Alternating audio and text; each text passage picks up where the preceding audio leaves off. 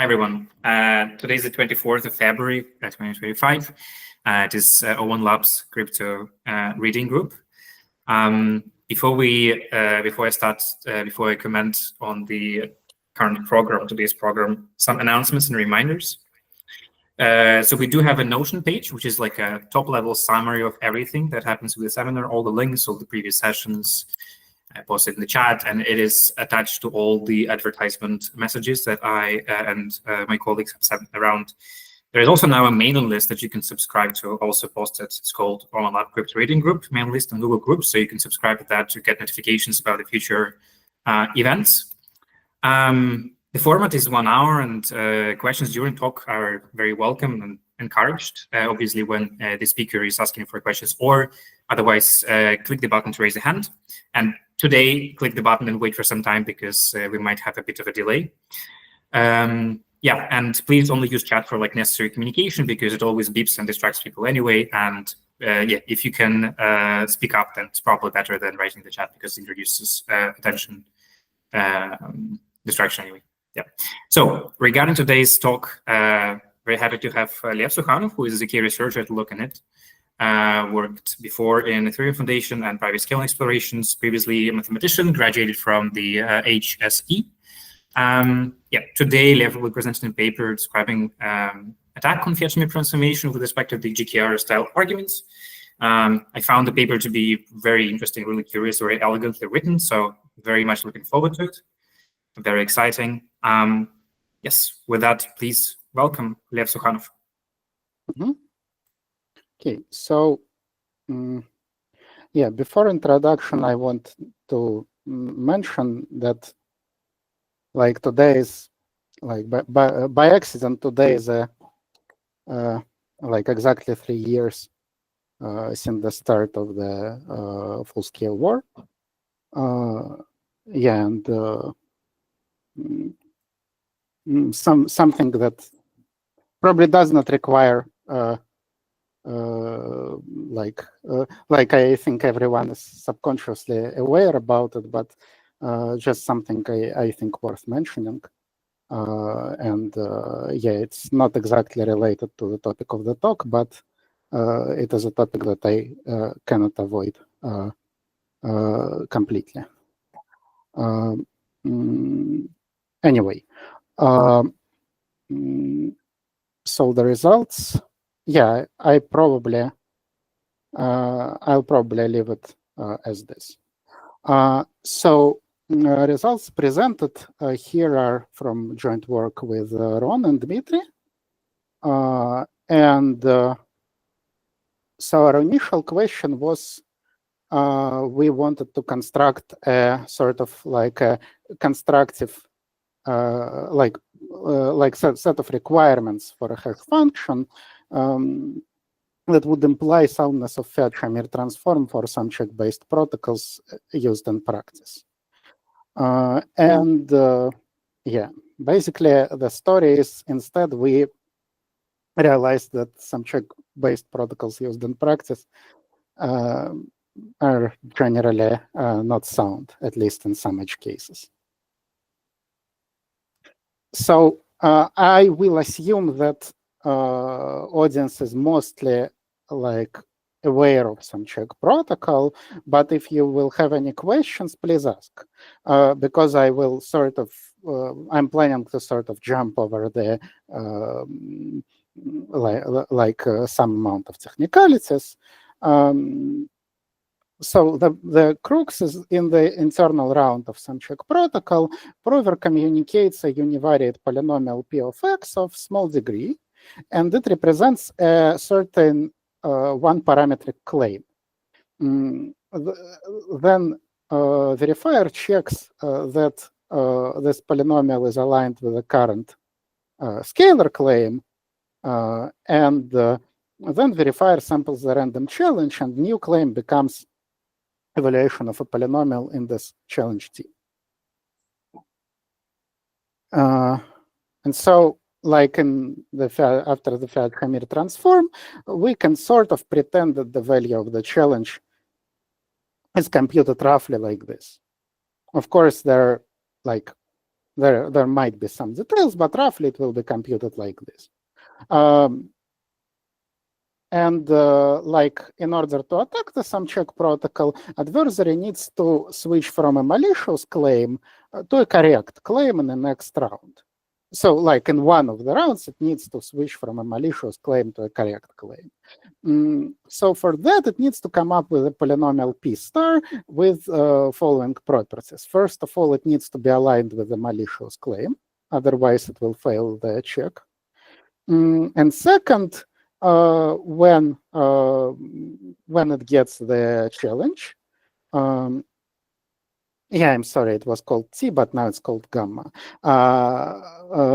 It now must satisfy that, like the sort of a correct polynomial P equals wrong polynomial, like the polynomial that we actually communicate in this root gamma.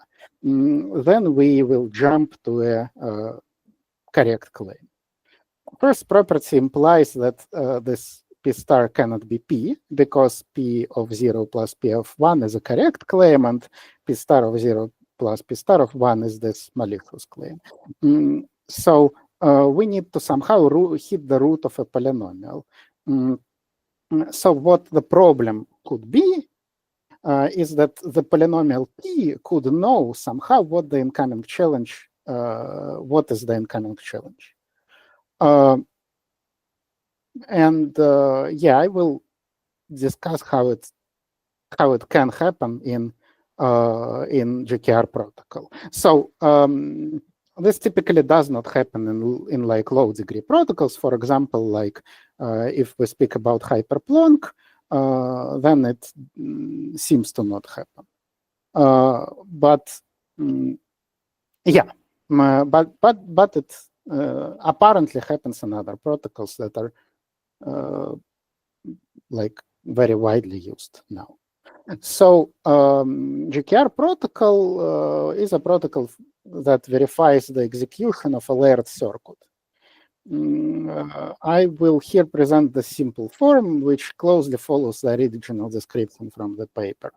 In practice, we typically use more efficient versions, but like just to keep it simple, I will talk about the original one, and maybe even slightly simplified. So layered circuit is a sequence of layers. It has power of 2 elements, and actually they're encoded as multilinear polynomials. So like 2 to the power d sized vector is a vector of values of a multilinear polynomial wi in a Boolean hypercube, as it's typically done in some check.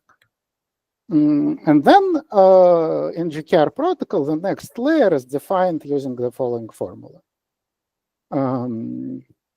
When add and mul are just basically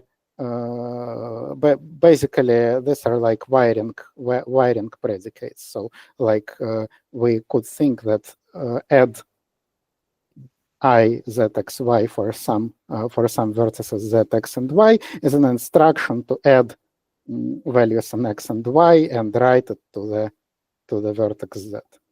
Okay, so add and mul are like constant, some fixed multilinear polynomials that describe the structure of the circuit.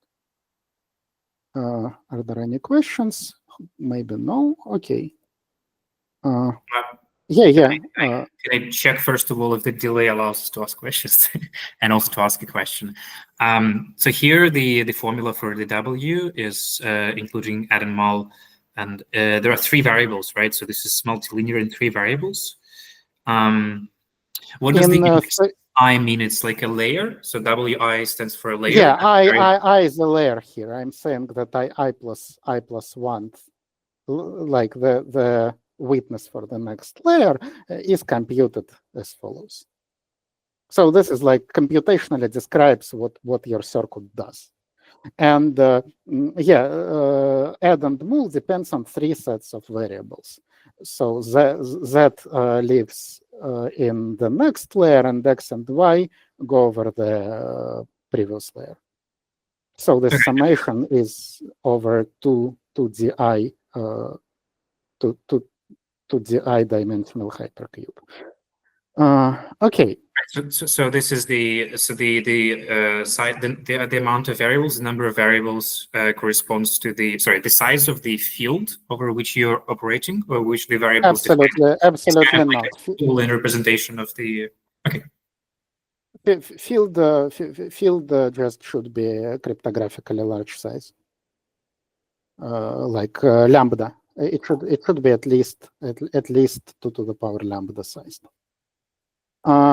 Okay, so I will once again, I'm sort of committed to not explaining how some check actually works.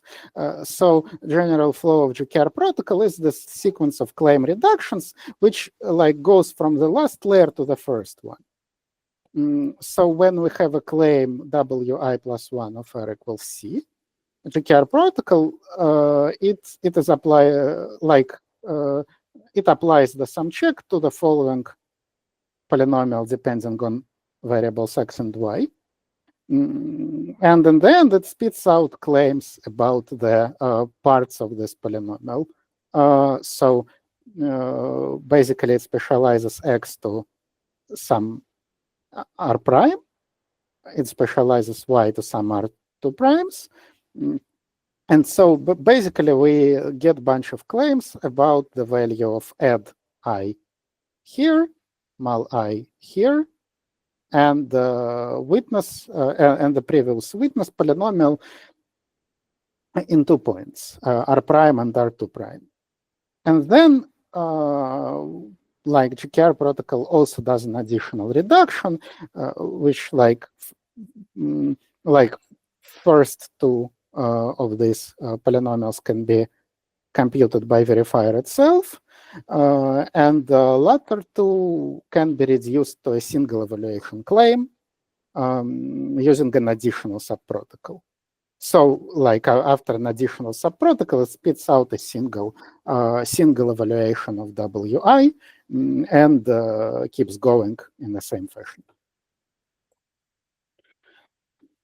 So, also, I will assume that the first claim is that the output polynomial, like the final layer, is like 0, like it's totally like is equal to 0. So to check this, verifier just samples a random point r and starts the whole process from the claim that last polynomial in R is 0. This is commonly known as zero check. And another thing that I will assume that the input is committed using some commitment scheme. So it's like in like standard GKR protocol, because it's interactive. I think it's just as it's written in the paper, it's probably communicated directly, but here we do not communicate it to the verifier fully, but instead only communicate a succinct commitment to the input. And then it could be opened, but we will never get to this point. But anyway, it could be opened later. So let's analyze how the first challenge in the Fiat-Shamir transform of our simplified GKR protocol looks like. So I claim that it looks roughly like hash of commitment to our inputs and the domain separator. And domain separator is the value that encapsulates all the parameters of our scheme. For example, it could be a hash of the description of wiring polynomials add I and mol I. And our plan is not even to attack some check itself and just attack the zero check. So this first challenge R0 will be such that the output polynomial will be non-zero, but it will be restricted to a point in which it is 0. Okay, so this is our general plan. Okay, so we will run the circuit C star, which outputs the layer gamma gamma minus 1. where gamma is this thing. And W0, like the input to the circuit, will be of the same size as domain separator, just for convenience. We could put here instead like the part of the input of size equal to the domain separator size. So then we pass the value W0 equals domain separator into the circuit, and we get the magic happens, because like the first challenge is exactly gamma. Because basically the circuit runs the commitment scheme and then runs this hash. And so the claim that we are making, like the claim that we are making is about the polynomial, which sort of like knows what will be the incoming first challenge, which is of course a disaster. Because the output, so this layer, it's interpreted as a polynomial of one variable, and this is polynomial gamma minus x, and it has a root exactly at gamma. So this basically means that that despite this polynomial never being zero, we are successfully proving that it is zero, which is like very harmful. It like basically breaks the proof system, because like there is no valid input to the circuit such that the output layer is zero. But we are able to prove that that it is zero. So like this protocol is clearly unsound. Okay, so are there any questions at this point?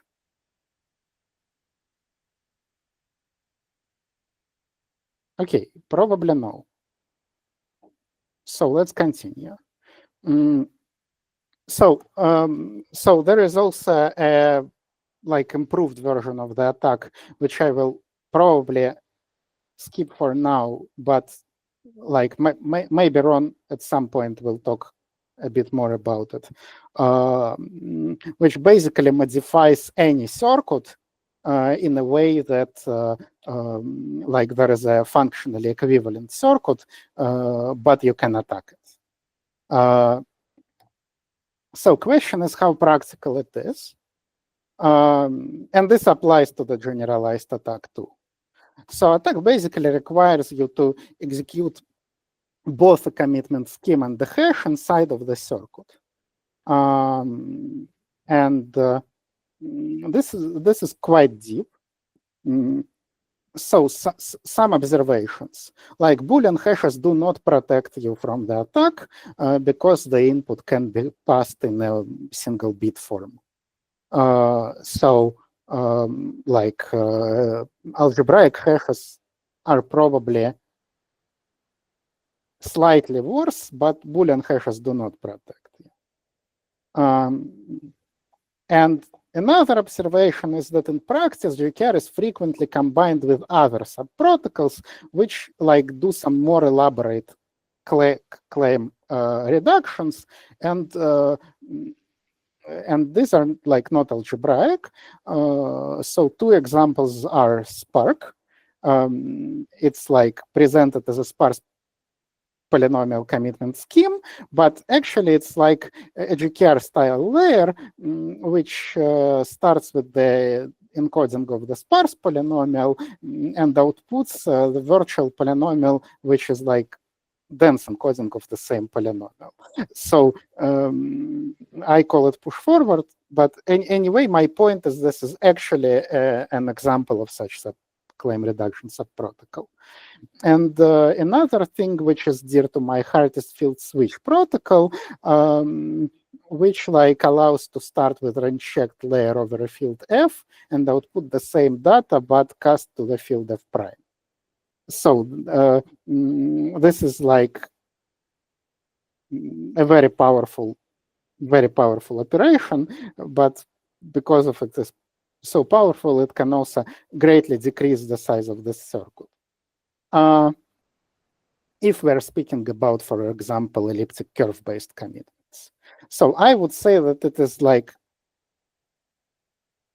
not completely impractical in the sense that we have circuits of comparable size, which to the circuits that are capable of attacking, capable of that are vulnerable to this attack.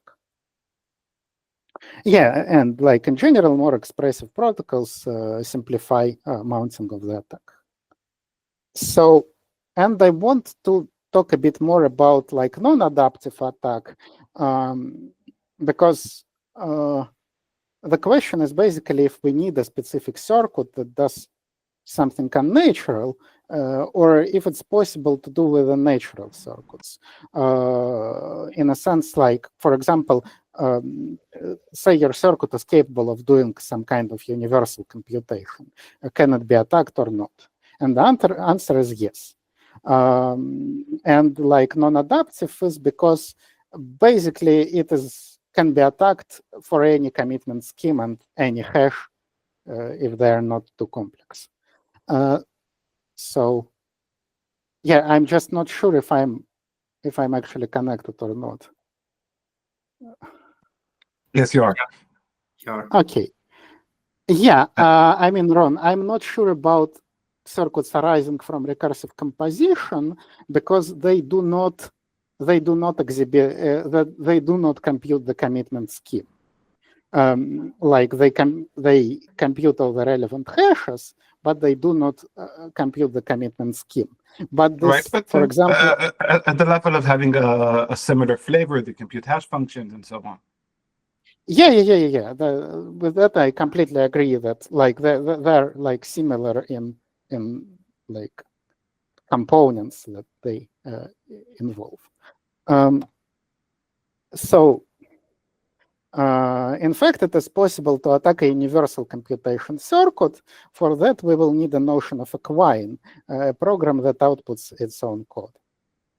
And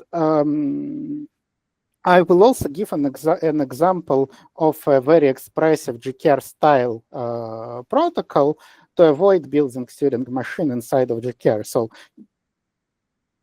for GKR itself, it is very inefficient because like we will basically need to build a Turing machine inside of GKR.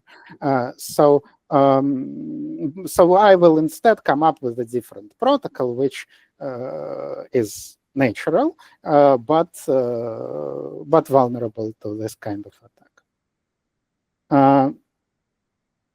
So I plan to sweep under the rug a lot of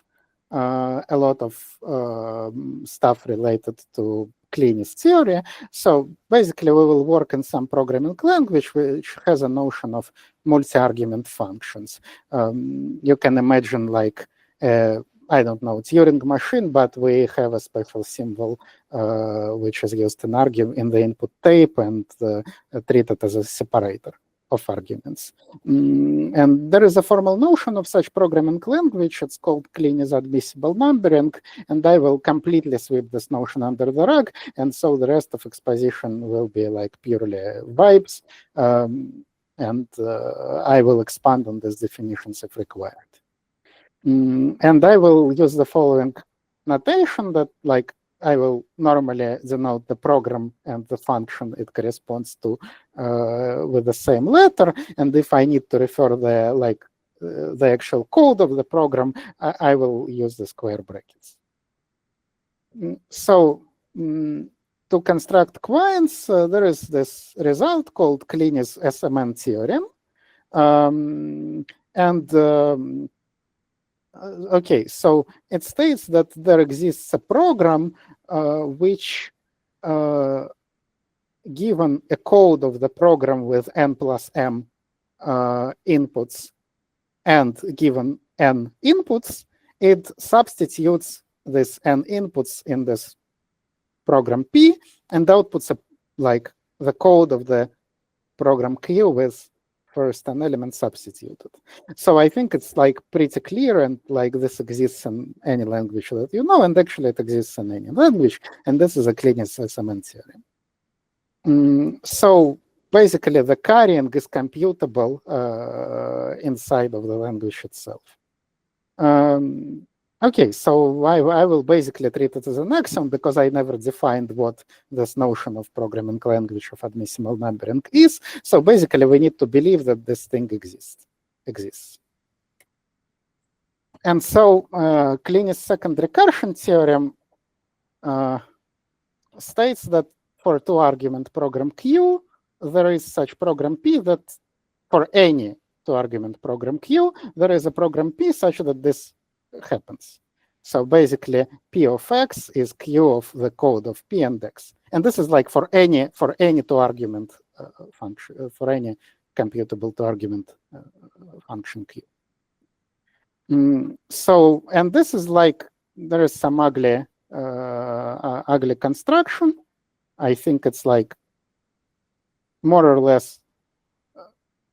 I think it's somehow related to Y Combinator, but I'm not sure how exactly. So basically, you can define it using S11. So S11 is like takes X and Y, treats X as two-argument thing, substitutes the code of X into X, and then computes Q of this and Y. And yes, you can just directly check that by definition of P of X, we get this, so we get this. Yeah, so I'm not sure what to comment here, like some trickery. Like I don't have deep understanding why this works, but this works. So for a program F, I will call it F quine, and this term is made up if this program P computes F of the code of P. So classical quine is the program which outputs its own code, but I want to also add some post-processing. So so for a program F, like I want a program which outputs its own F of its own code. And to construct F quine, you will like just use the second recursion theorem for this thing. So the implication that there exists, for example, a program which computes a commitment to its own code, or like hash of its own code.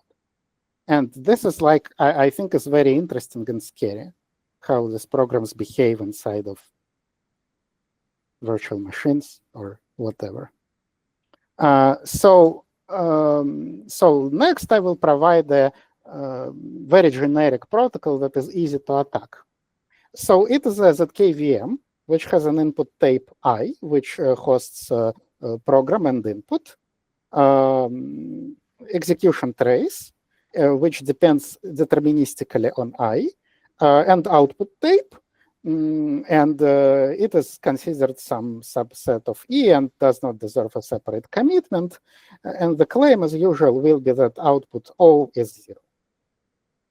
So the protocol works roughly as follows. We can come up with some concrete protocol, but just I'm stating the order of commitment. So first we commit to I, then we make the claim about O, that it is 0 in a random point.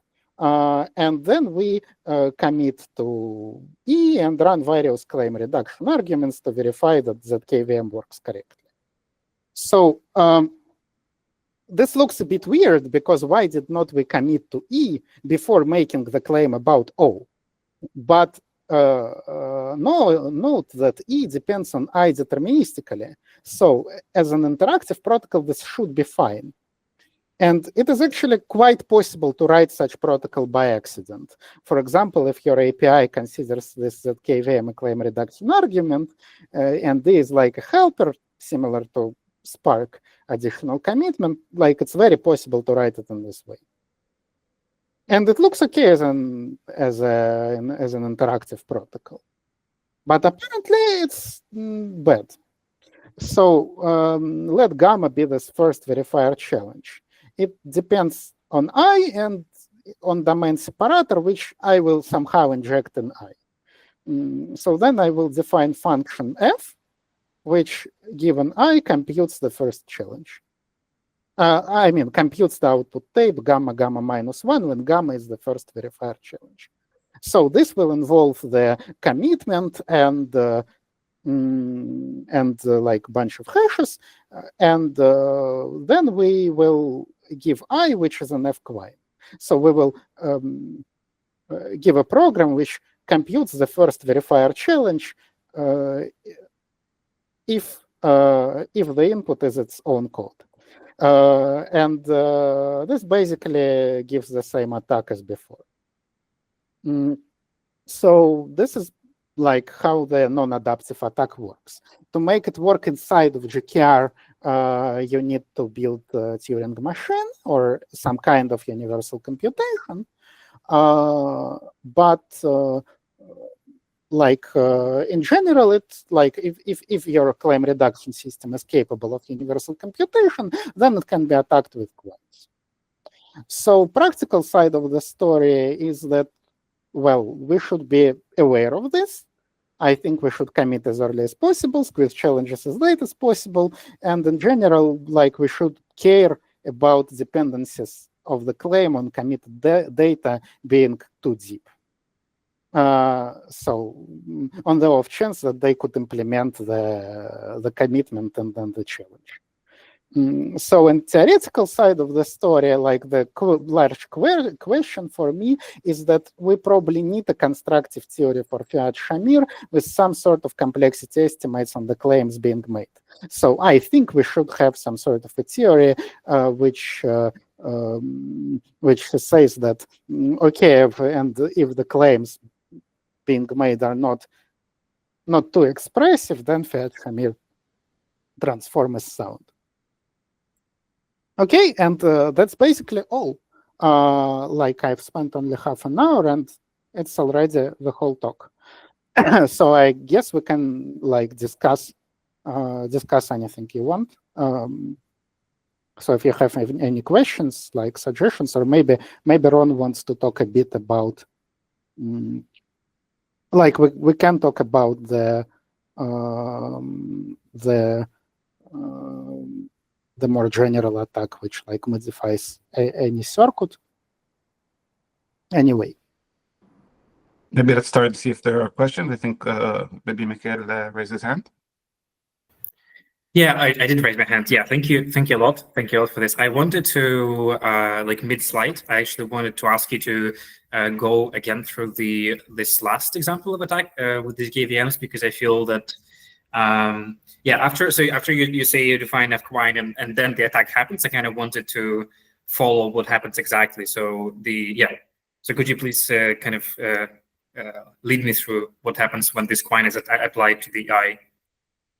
Yeah. Okay. So do you understand how the KVM protocol works? What is the like tweak that I'm doing compared to normal operation of like typical ZKVM? The tweak I'm making is I'm not committing to execution trace before making some claims about something. And I say that it is okay from the interactive standpoint because like execution trace depends deterministically on inputs. Okay, so this part is understood, right? Okay, so you want to absorb as much of the execution data. So like there's a pre-setup data, like which circuit you're running, and then there is also execution trace, right? And then you want to absorb the execution trace as early as possible. I think that's what you're trying to say. Well, I'm trying to say that in this protocol, I will not absorb execution trace Okay. as early as possible, because I'm saying, okay, it already deterministically depends on I, so I can maybe invoke it later.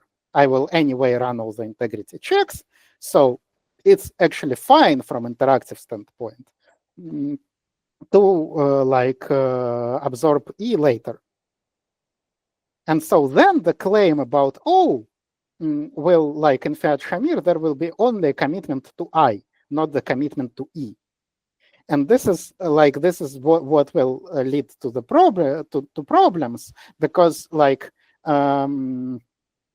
because basically what will happen is that well, the checks that KVM does for like execution trace, they're typically quite low degree, but dependence on I is arbitrary. It's like any dependence of like limited, like I mean, there is probably a size of the circuit which like gets into play, but otherwise the dependence is arbitrary. So then like let gamma be the first verifier challenge. It will be some claim about that it is a zero in a random point. So I'm just saying, okay, by this point I have only absorbed the inputs. So gamma is the first verifier challenge. It depends in some way on I.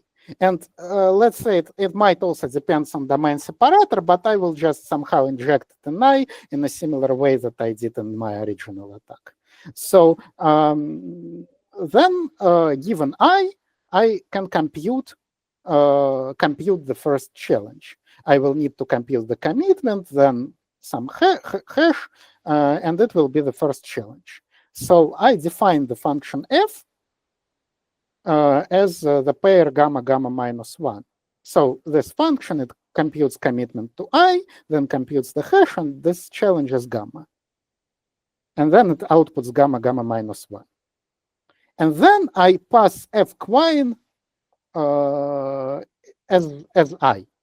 So what will happen is that this program will output the pair gamma gamma minus 1, where gamma is the correct challenge for the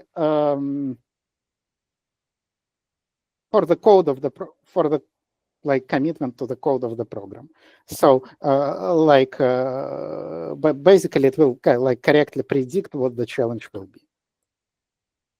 Yeah, so I'm not sure if it explained a lot, yeah, but yeah, I think it does. I actually wanted to maybe ask a short follow-up question. So just to understand, theoretically, the fact that you're creating it. So here, the attack is simple, quote unquote, because the quine only cares about computing the hash of the input, right, and not the hash of the input and execution layer. But would it be possible? Yes, I think it. I mean, unless there is some very specific commitment scheme, I think like it is likely impossible. Like I would think that computing the commitment to execution trace is likely impossible. Like making a program which computes commitment to its execution trace is likely impossible. Like at least that's what I believe. Basically, because the checks that we are doing on this thing are low degree. So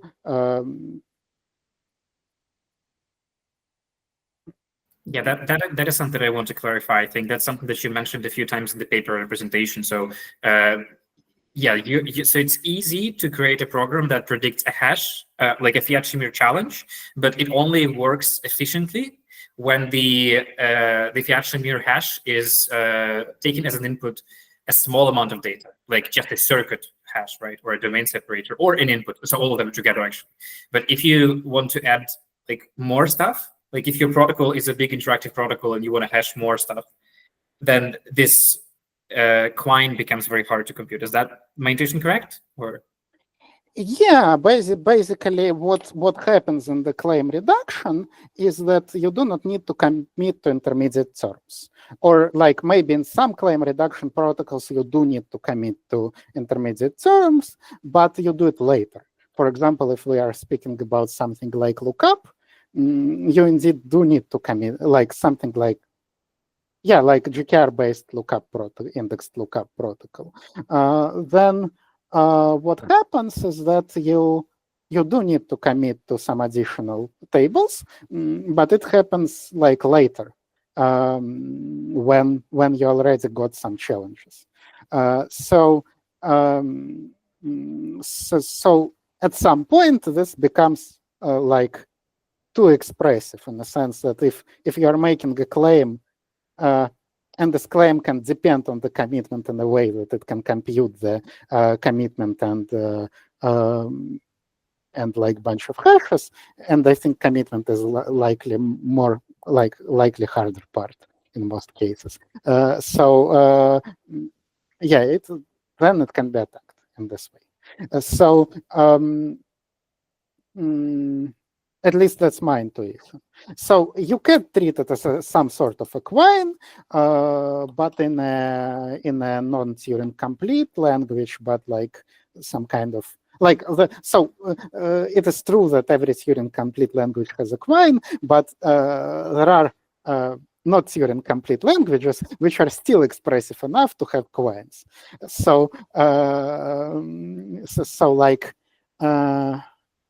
In a sense, it's like if your claim depends in a way that is capable of computing the. Well, I'm not sure. Like if we're speaking in terms of GKR, you probably should treat domain separator as a program, but this is like very annoying. Like because. Like domain separator is like the description of the circuit, but whatever. Like my main point is that like if you are like Turing complete, it's like definitely good enough. And you can actually attack GKR in this way. You will just need to build a Turing machine inside of GKR, so the circuit will be really large, but still polynomially large. So like formally, you can attack just GKR straight up with this. Yeah. Yep, this makes sense. Thank you. I want to also let other people the opportunity, give other people the opportunity to ask questions. If no one has anything, I do have more questions.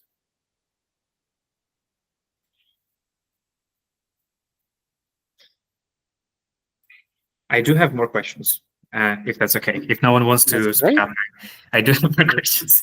How does this? So first of all, I think. Could you please comment on the mitigation strategy again? So I think we already discussed that you said like as much as possible, like as much execution data as possible should be committed as early as possible, which can increase the complexity of building this trapdoor subcircuit, right?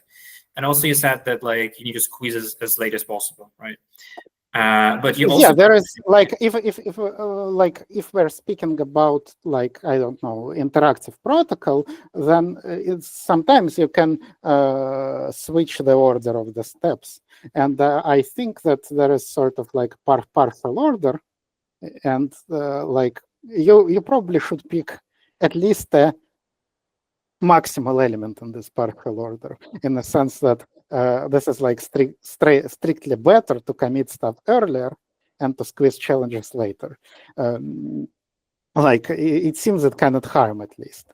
But like there is just the possibility of like building, like if you're, for example, building practically some kind of library which involves claim reduction protocols, then there is a temptation of saying, okay, there is a pluggable component, and it will commit to like this additional data when it first needs this additional data. And this is exactly how you can potentially write this. Like I was very close to writing something like this once. In a sense, it's not completely impossible to. So yeah, like I'm not sure what's like the good API here, but this looks like a good idea to do this. And in general, like if we're speaking about just GKR, you can probably go off algebraic degree as a as potentially useful metric. But first of all, algebraic degree at some point becomes maximal possible, because there is this thing called like little Fermat's theorem, and it like just like at some point this becomes a useless bound. And second, and it becomes a useless bound at roughly 1 hash.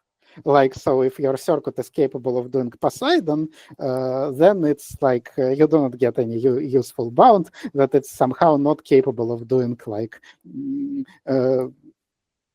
fry of Poseidons, like while we probably believe that it's not capable of doing like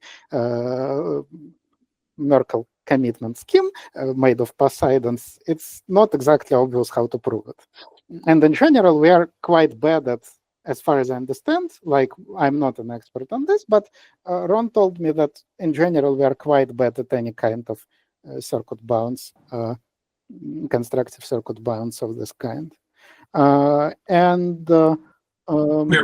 good at conjecturing bounds, but we're bad at proving them.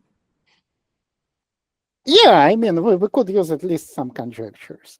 But yeah, in general, this is the same story as VDF, I guess, in the sense that we believe that we cannot compute like composition of n hashes,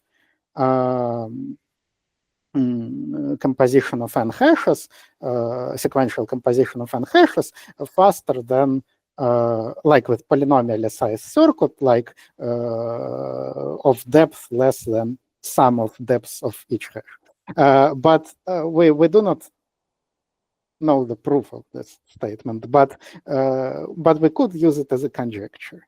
And this just informs you that if your GKR circuit is very deep, you probably like need to add few hashes before you create the first challenge or something like this.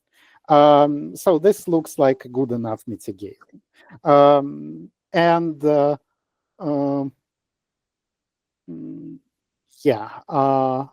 I think that if we're speaking about more expressive protocols, like something involving non-algebraic operations, then you get a different computational model, and you need to like somehow convince yourself that it's impossible to compute the commitment there, which is whatever. Like the mitigations depend on the kind of computational like claim reduction that you're making. Yeah, there was a question in the chat earlier. Jana was asking whether there are any other protocols, non-protocols that are vulnerable to this, like besides GKR variants. I'm also interested in you commenting on Plonk and why you said the low degree there is making it more secure. So yeah, anything Fry, Plonk, anything else? Well, I think it just happens because it's hard to compute the commitment to like in Plonk you basically have a so first of all, considering like GKR variants, I think the main story is that like for me everything is a GKR variant. Like okay, so okay, maybe Gross 16 is not GKR variant, but in general we do a lot of stuff with claim reductions and challenges like. There are like a lot of ILPs that look roughly like GKR. But indeed, if we are doing like just few layers of some check, we're likely not vulnerable because we will not be able to express the commitment.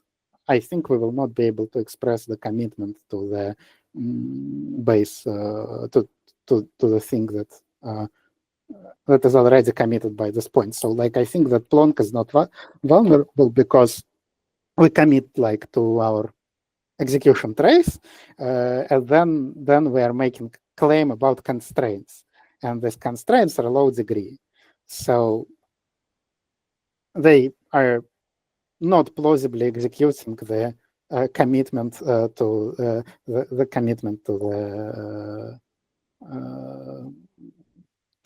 the execution trace. So.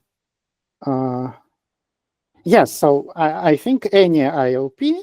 So I think folding schemes are safe. Like that's what I can say. There are like I think that claim reductions for folding schemes and like honest recursion is likely safe in the sense that you are committing to the data before you're making like I think the claims are low degree, depending on how do I say it?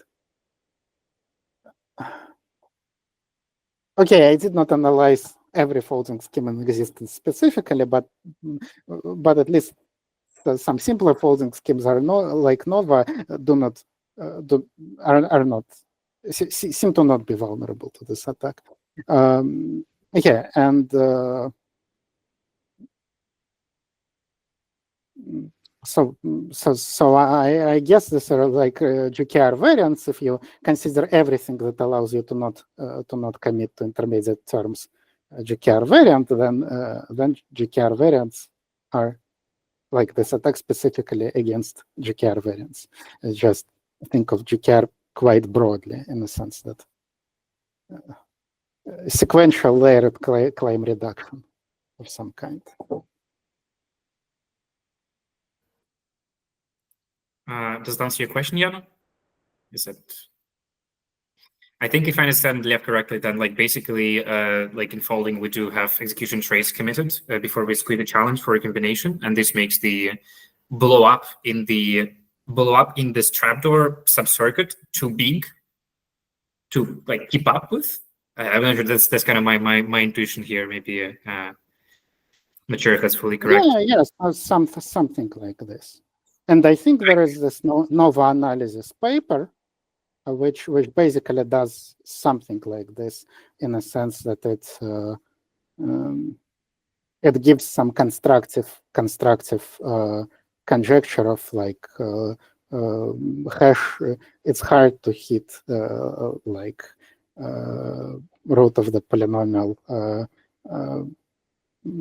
with the hash if this polynomial is.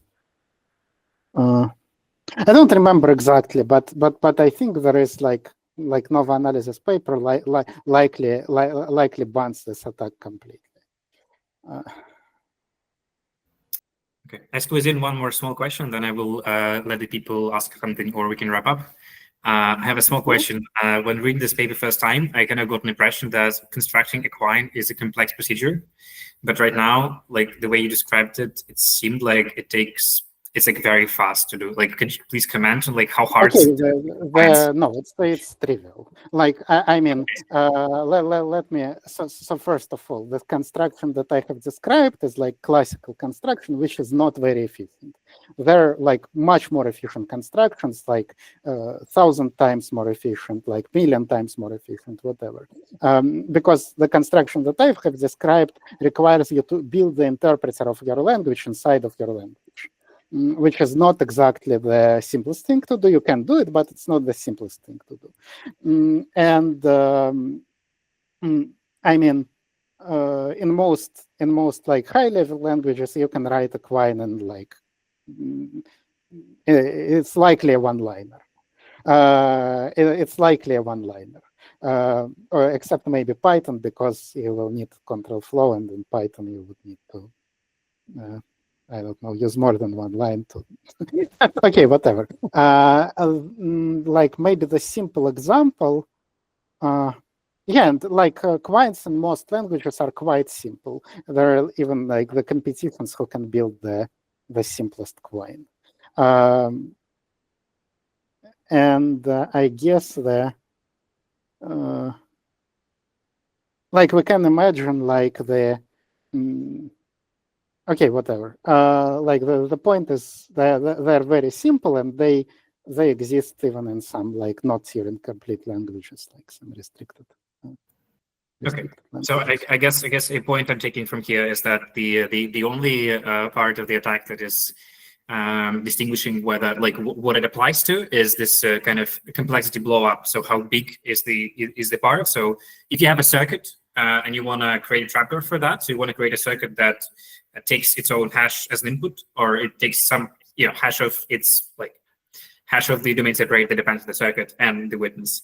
So writing this circuit itself is easy. So as soon as I like write a circuit as a code, like I can like I don't know, use my brain to do it, or there is like a trivial code that will give me like a circuit C star, right? It's just that not all the C star programs will be able to be used instead of C.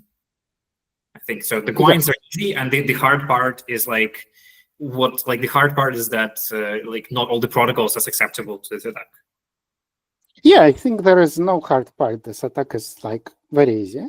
like it just depends on like if like you can express. Well, I guess like on the border between like I mean, there are probably some there are probably some circuits which are exploitable, but or like protocols that are exploitable, but in a very hard way. But in general, it looks like whether you can or cannot implement arrange a situation in which the claim is being made about something which depends in a convoluted way on the original on the data committed by this point. And if it's like, and if it like depends on the convoluted way, there is a potential that this convoluted way will involve computation of the commitment and the hash, and you will basically get a challenge which is related to the thing that you're making claim about, which is bad. Makes sense. Does anyone else want to ask a question to Lev? If not, thanks a lot for coming, Lev, Ron. Thanks everyone for attending. As a reminder, we do have a mail list that you can subscribe to for the next events, and see you next time.